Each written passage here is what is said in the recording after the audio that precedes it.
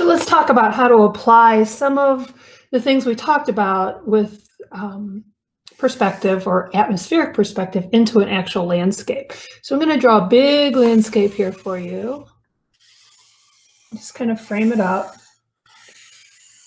And you notice I'm in the landscape position, which means it's turned sideways. This is a little crooked because I'm off to the side, but you get the idea. So one thing with a landscape, remember if it's, I'm going to kind of start with a little idea of my horizon line and just kind of put a little dash there to give an idea of where my horizon line is going to be. A winding path or patch of grass or area is really nice to lead your eye back into a landscape. It could be a river, it could be a path, it could be just an area of grass that's lighter. So, and you'll see that in a lot of landscapes. So I'm going to show you a few samples later.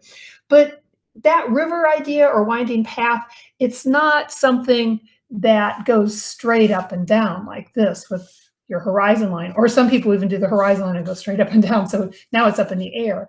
But what you want to do is wind it through. And again, here you can see it is wider close to us. And as you get closer to the horizon line, it gets more narrow or smaller. So that does pertain. Let me show you an easy way, and think triangles. Everybody can do a triangle. So I'm going to start with just kind of this flat area right across close up in the landscape.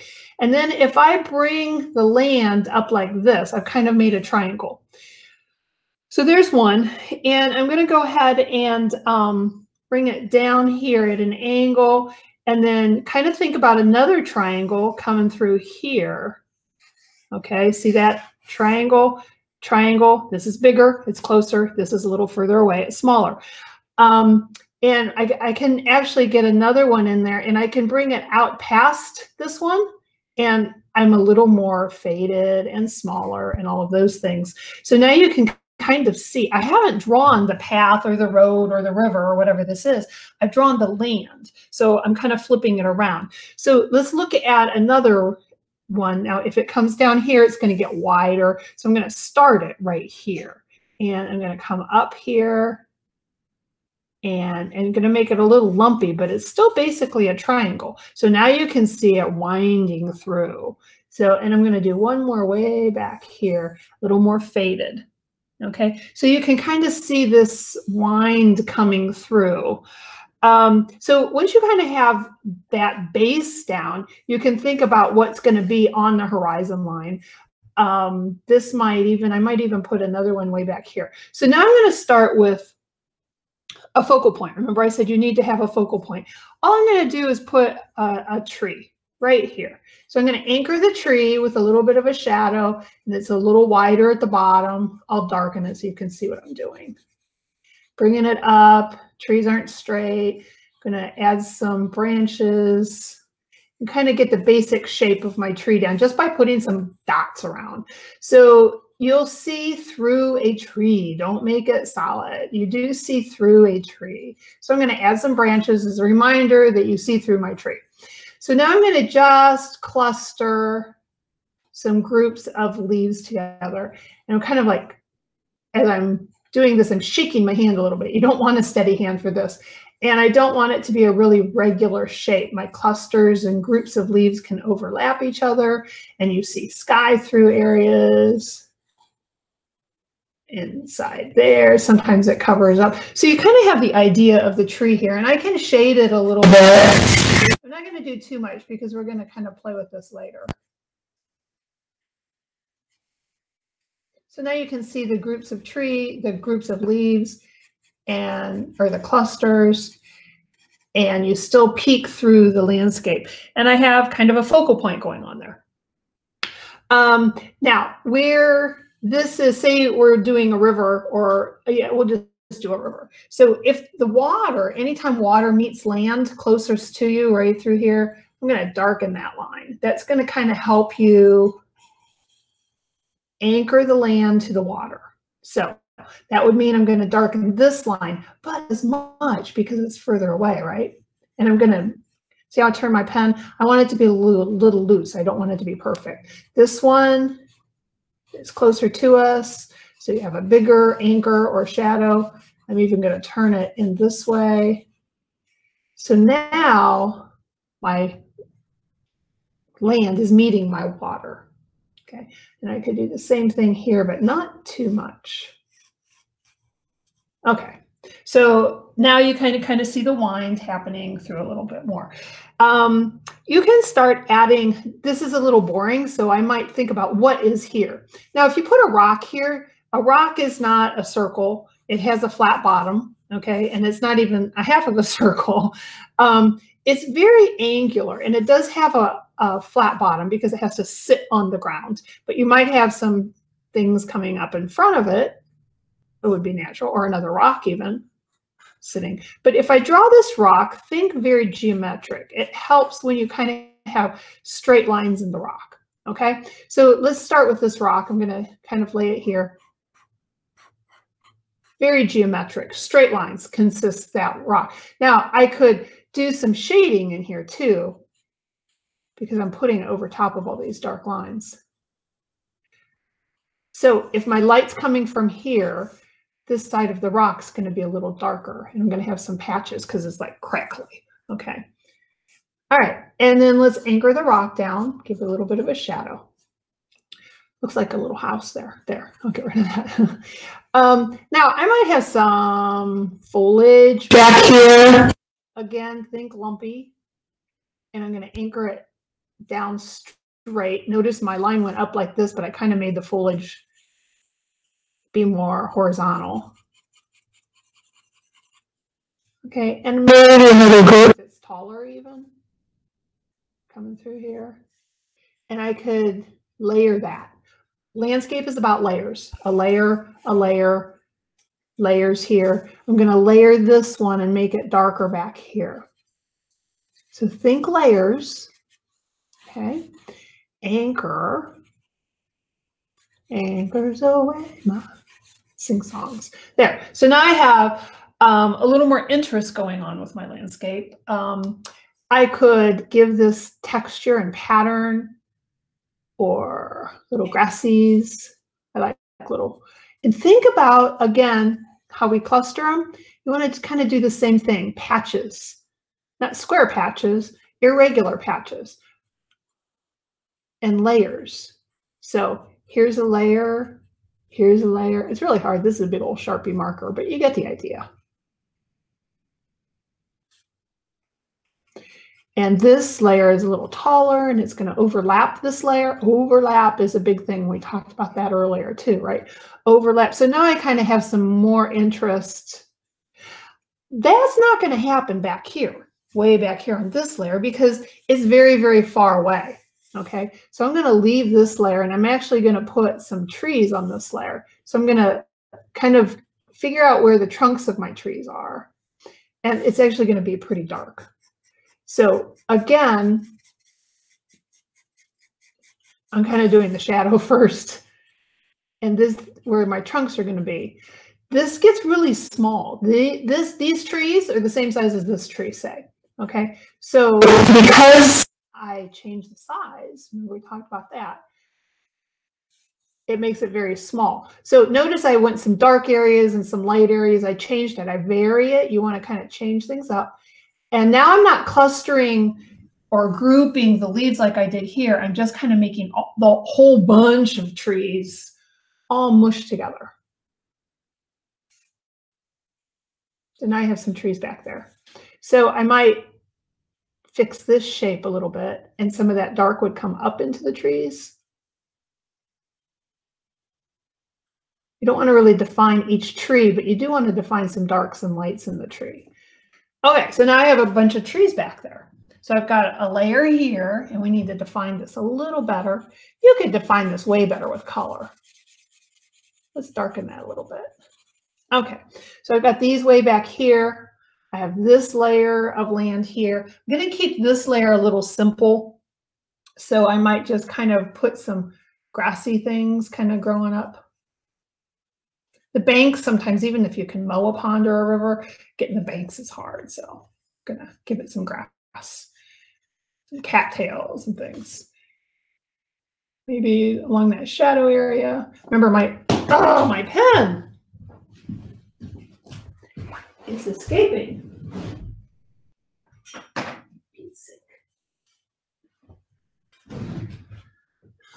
Okay, I'm back. Sorry.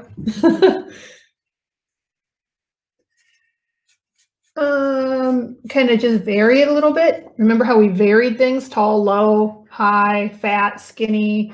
I want to do the same thing here, and I'm going to make tall grass. Oh, I like that. And then maybe a layers. Remember we talked about layers. Maybe a layer of some dark things, whatever, shadow areas. And guess what? Now I'm working on this one. Contrasting this light with this dark. Keeping them in groups. See how I'm keeping them in groups. All the way across. Okay. I'll do a little tall things here and then tone it down a little bit. So this is all kind of growing in the water. So this is up front. This angle right here is up close to us. So we need to think about what are we going to put there. Remember, this is our focal point. So I don't want to do too much crazy stuff here. But you could, you have a lot of options. You could put some rocks in. You could put some areas of grass. You could kind of put some simple kind of foliage. Now up here, I'm going to have more detail, right?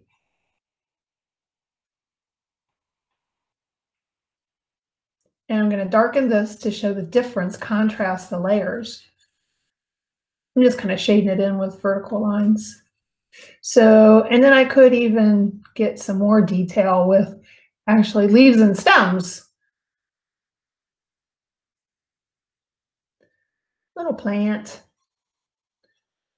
Just real loose, kind of wishy-washy. Do another one here. Happy plants, right? Sorry. Sometimes I think I'm funny. You might not. Okay, so now I have some happy plants there. All right, so let's talk about the background. I'm going to come back to whatever we've decided. I can kind of decide to make this water, but I'm going to come back to that. I've got these faraway trees. This is a little closer. So I'm going to go ahead and if this were extended, like even just a flatter hill, maybe a few kind of single trees, smaller than this, but bigger than that. Just maybe a little grove-ish of trees. This one's higher. So, and I'm going to talk about that in a minute. So it's a little further away. This one's a little lower. My light source, so my shadows are going to come here. You go in whatever order makes you happy. I sometimes like to anchor those trees and kind of figure out the framework or the structure of them first.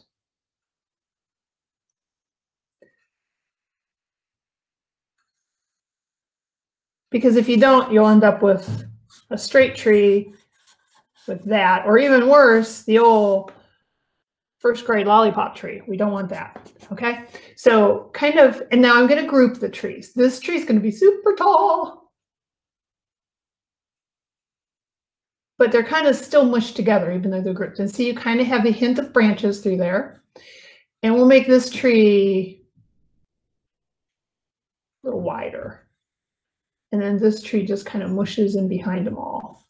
So I'm going to darken a little bit of this one and this one. So now I have kind of, and maybe some branches. Not perfect branches though. Okay, so now I have a little grouping or grove of trees. Birds fly in flocks, trees live in groves, right? Okay, so still have this as my focal point. These are a little further away. So let's talk about your horizon line. There's a couple of things you could do on the horizon. You could do really super dramatic mountains. So please don't make triangle mountains. Mountains are not triangles, okay? They're like the rocks. Think of that here as the rock. Or you could do a horizon with just a way, baby.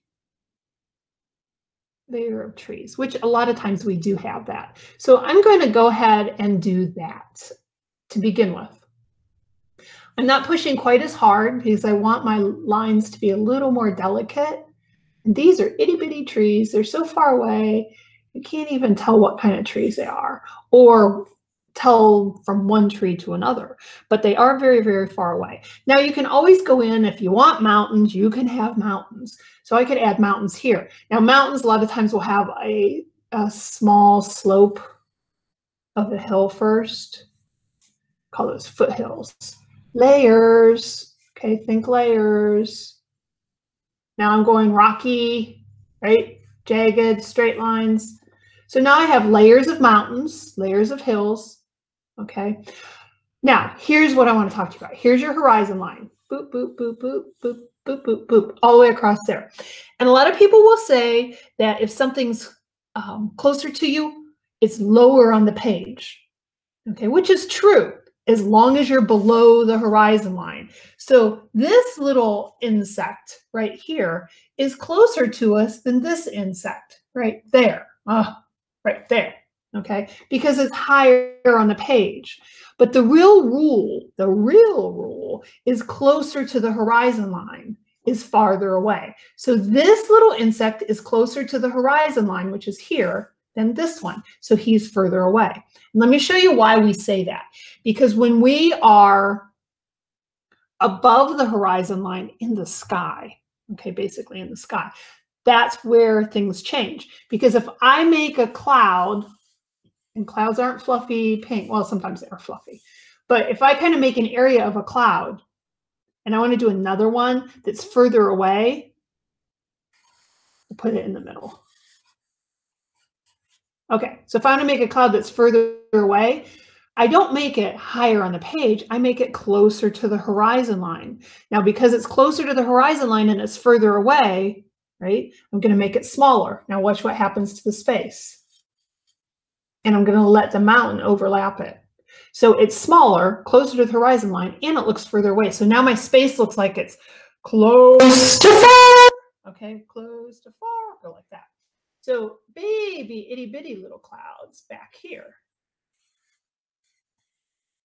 All right, so a couple things is I'm going to go ahead and add a little bit of this and this. What is that? And that.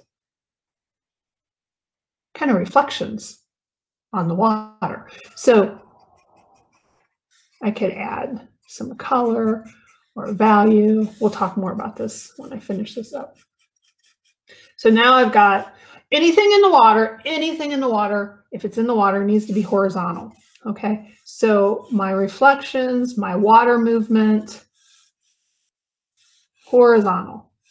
Even though this is river flowing this way, horizontal. And I can make those things come down and get bigger and come across, but everything is horizontal because water is not going to ever be like this. Your light's coming from the sky and it's hitting something that's horizontal. So keep everything fairly horizontal, unless it's a waterfall. But we're not going to do waterfalls because they're super hard. Maybe another day. We'll try a waterfall. So I'm going to darken that a little bit. So now think about all the rules that we talked about. Okay. Closer to the horizon line is further away. Smaller is further away, right?